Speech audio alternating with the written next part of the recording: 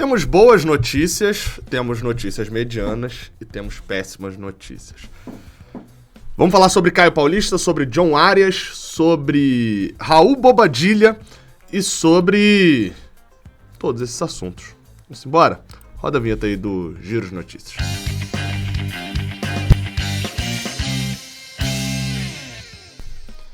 Seja bem-vindo, você guerreiro de todo o Brasil e de todo o mundo. Aqui é o canal Raiz Tricolor. Eu sou o Gabriel Amaral, sou jornalista por formação e sou tricolor de coração. Você deixa seu like aqui embaixo, se inscreve aqui no canal e passa aqui também para você comentar a sua opinião sobre essas notícias aqui, ó. Comentar, se inscrever e deixar o like, beleza? Vamos embora para a gente poder falar dos assuntos de hoje. Lembrando, tá? Tem live hoje, por volta ali de 9 e pouca, tem live no canal 20, exclusiva na Twitch. E lá a gente vai comentar desses assuntos que eu tô falando aqui também, obviamente falando mais e tal, com as minhas opiniões e com as do Fio também, beleza? Então, twitch.tv/canal 20 podcast, o 20 numeral. Vai lá que a gente faz uma live lá, e lá é bom que durante a live dá pra gente passar gols e etc. Bem maneiro isso, vambora. Bem, a primeira notícia é uma notícia péssima, que é a da lesão de Caio Paulista. A lesão de Caio Paulista, segundo matéria do Globoesporte.com, é de grau 3. O que isso significa? Que é uma lesão muscular de um grau mais elevado do que o normal e que neste tipo de caso a recuperação costuma demorar cerca de um mês. Importante dizer, essa lesão na coxa que Caio Paulista sofreu, de grau 3, como traz a apuração do GE, ela não foi divulgada esse prazo de um mês pelo Fluminense. Isso é o padrão ali, ó. O Felipe Siqueira ali, que é o repórter do GE, teve a informação de que é um mês aí, de que era grau 3. E aí, enfim, o que se convenciona é de que demora por volta de um mês. Tem que lembrar que não é só o tempo de Caio Paulista se recuperar da lesão. Tem o tempo também de voltar a jogar, de adquirir ritmo de jogo. Caso o Caio Paulista fique fora por um mês, né, 30 dias ali exatos, ele fica de fora a gente se classificando amanhã no jogo contra o Cerro Porteño, obviamente, das quartas de final da Libertadores. Ele não joga nem ida nem volta contra o Barcelona de Guayaquil, além de perder algumas rodadas do Brasileirão, América Mineiro, Inter, Atlético Mineiro e talvez até mais uma lá, jogo de Copa do Brasil das quartas de final também. Ou seja, praticamente Caio Paulista não joga em agosto. Se ele jogar, vai ser por uma recuperação absurda. Vamos lembrar, né?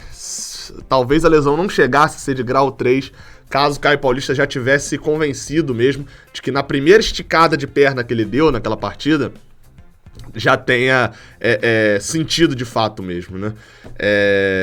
Mas ele voltou pro jogo, esticou a perna de novo tentando tirar a bola da área, e aí, enfim, a lesão acabou até se agravando. Uma pena, mas vamos ter que... O engraçado, né? A gente chegou ao ponto de comemorar, de ficar triste, de lamentar demais não ter Caio Paulista nos jogos. Que coisa, hein? Tipo assim, olha como é que era o cenário antes, como é que tá agora. E não é que tá ruim, não Caio Paulista tá muito bem, né? Uma pena, mas enfim, é a realidade. Bem, vamos para mais uma notícia que é sobre ele mesmo, Raul Bobadilla. Raul Bobadilla testou positivo para a Covid-19. A informação foi divulgada pelo próprio Fluminense no Twitter, de que ele testou, já está em isolamento, vai ficar ali pelo menos 10, 12 dias. Lembrando, o Bobadilla estava já treinando depois da lesão na panturrilha, não joga desde aquela partida contra o Corinthians, que foi no início de julho, entre Corinthians e Fluminense, aquele empate por 1-1, que teve jogador expulso, foi a última partida de Bobadilla. Na verdade foi 27 de junho, conferi aqui. Ou seja, já tem 40 dias aí quase que ele não joga. Vai completar praticamente 2 meses, né? Considerando que tem o período de quarentena. Tomara, Deus, que ele não sofra qualquer tipo de problema, não tenha qualquer tipo de sequela, como aconteceu com o John Kennedy. John Kennedy não foi, no fato, sequela, né, mas teve complicações, que não tenha complicações com ele, de que ele volta muito rápido, não só por ser jogador, nossa, que coisa, ele é importante demais pro time titular. Não, nesse momento não era um jogador até que a gente ficava na dúvida se era, se seria, como é que se diz, relacionado pro jogo ou não. Mas, enfim, no final das contas, ele... A gente tá falando de uma pessoa aqui, né? E nunca é bom isso. Enfim, é importante a recuperação rápida de Bobadilla. Desejamos aqui uma boa recuperação para ele. Última notícia deste vídeo é sobre John Arias, jogador, e eu vou usar aqui o termo meio-campista, porque meio-campista pode ser um jogador mais pelo lado, pode ser um volante, pode ser um meia ofensivo, enfim, porque John Arias, jogador colombiano de 23 anos, está com uma negociação avançada e, na verdade, já até fechou com o Fluminense. São várias fontes de informação, então eu vou citar aqui. Sentimento Tricolor, Saudações Tricolores e calma aí que tem mais duas ainda de Twitter. O Diego Rueda, que é da Caracol, né, da Colômbia, e na verdade, a Salomé Fajardo, alguma coisa assim, que também é da Caracol da Colômbia. Caracol é como se fosse a Globo da Colômbia, é tipo o maior conglomerado de mídia e tal. Vamos às informações então. John Arias, jogador, você provavelmente vai lembrar dele, se não lembrar, volta na minha análise, agora eu não lembro se foi no de ida ou no de volta, mas, por sinal tá até aqui, ó, o crachazinho da cobertura do jogo de volta, então deve ter sido no de ida então, porque eu lembro de ter, esse aqui é o do gol de Caio Paulista, né, o 2-1 e tal, deve ter sido no de ida então, porque eu lembro de ouvir muito na narração, o jogo de ida lá, o 2-1, que Egídio é expulso e tal. Ele joga muito bem, mas assim, a gente viu um jogo só dele, né? Claro, quem viu, por exemplo, só o Sul-Americano Sub-20 de Fernando Pacheco, acha que Fernando Pacheco é o cracaço da seleção peruana e tal, e aqui não rendeu.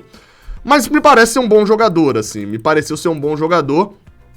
Na notícia, partindo ainda da notícia, né, do Diego Rueda, ele diz que já há um acordo para que o John Arias seja o novo jogador do Fluminense. O Patriotas, que tem uma parte ainda, né, do Arias, é importante dizer, ele já jogou pelo Patriotas, que é um time lá, não é o partido aqui do Brasil, não. É um time da Colômbia, enfim, já jogou pela América de Cali também, e atualmente está no Santa Fé. O Patriotas já sinalizou positivamente, o Santa Fé também vai ficar com um percentual na negociação. Outro detalhe, aí esse da Salomé, né, que trouxe o detalhe, Salomé Fajardo, não sei exatamente, é que o Patriotas aceitou a oferta e ele vai vender 50% dos direitos do jogador. Ou seja, 50% dos direitos do jogador vão ser vendidos e os outros 50% vão ficar com o Santa Fé. Ou seja, a impressão é essa. É de que ficará assim, o que importa, na verdade, a divisão deles pra lá é deles. O Fluminense vai comprar 50% do jogador. Ou seja, vai efetuar uma contratação. A gente não tem noção dos valores ainda, porque as notícias que vinham aqui do Brasil falavam de empréstimo. Então agora da Colômbia, que no caso, com a proximidade, né, faz mais sentido, né, tipo, das informações, dizem sobre venda, e aí a gente não tem noção ainda do valor. Tem a notícia também, a própria Salomé falou também sobre ele já viajar para poder vir para o Brasil, fazer exames, etc. Sobre o jogador, vale destacar, ele vai ter raio-x aqui dele, vou tentar trazer, conheço uma galera especializada em futebol sul-americano para poder trazer informação sobre o John Arias. Especificamente sobre o jogador e os torneios. Ele obviamente pode jogar Brasileirão em Copa do Brasil e Libertadores também. Pode jogar, não é igual o caso de Nonato. Por quê? Porque o Santa Fé foi eliminado. Santa Fé não jogou oitava de final. O caso de Nonato ele foi relacionado para uma partida, ficou no banco de uma partida das oitavas de final, da fase final da Libertadores. Santa Fé não jogou, então ele só jogou a primeira fase, poderá ser inscrito, mas só para a próxima. Obviamente, né, o jogo é amanhã, menos de 24 horas no momento que eu tô lançando esse vídeo. Então, obviamente, vai ser inscrito só para as quartas de final, caso a gente avance. Gabriel, a contratação é boa, o jogador é bom. Cara, eu sempre acho bom o Fluminense contratar jogadores jovens e interessantes. Tem a piada, e é fato que muitos dos torcedores que estão empolgados com John Arias, se fosse o João Arioberto, o João Areias, o João Ariel, que estava vindo do Coritiba, talvez não estivessem tão empolgados. Tem o fato ali do habla e etc, que é piada, mas tem um fundinho de verdade.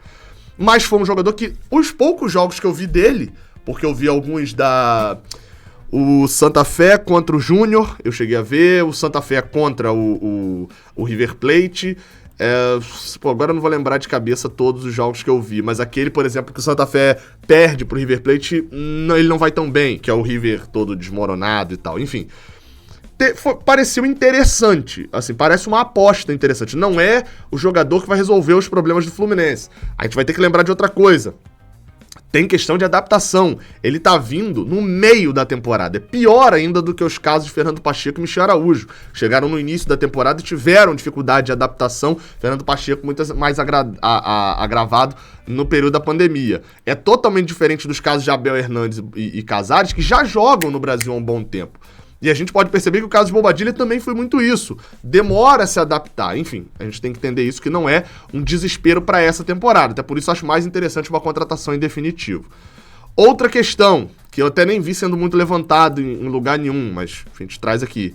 Questão do número de estrangeiros. O Brasileirão tem um limite, um limite total de 5 estrangeiros, tá? Esse é o limite de jogadores estrangeiros. Não se considera estrangeiro, por exemplo, um jogador que seja refugiado, mas não é o caso de nenhum desses. Chegou a acontecer com o São Paulo, no Brasileirão desse ano, de ter relacionado 6 jogadores e ter tirado o Orejuela, o lateral direito, do banco de reservas no último momento para poder não estourar. Então, assim, o artigo 42 do regulamento da CBF explica que os clubes poderão se relacionar nas súmulas 5 estrangeiros para as competições. O Fluminense hoje, neste momento, caso o John Arias venha, terá 4. Casares, Bobadilha, Abel Hernandes e o Arias.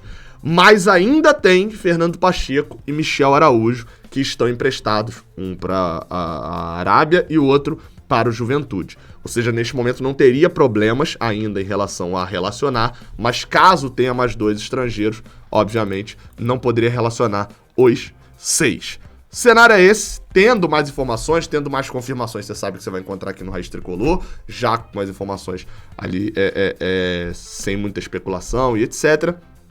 Agradeço muito a sua audiência, até a próxima e a gente se vê lá na live do Canal 20, que aí a gente dá aquela avaliada até amanhã no jogador. Valeu!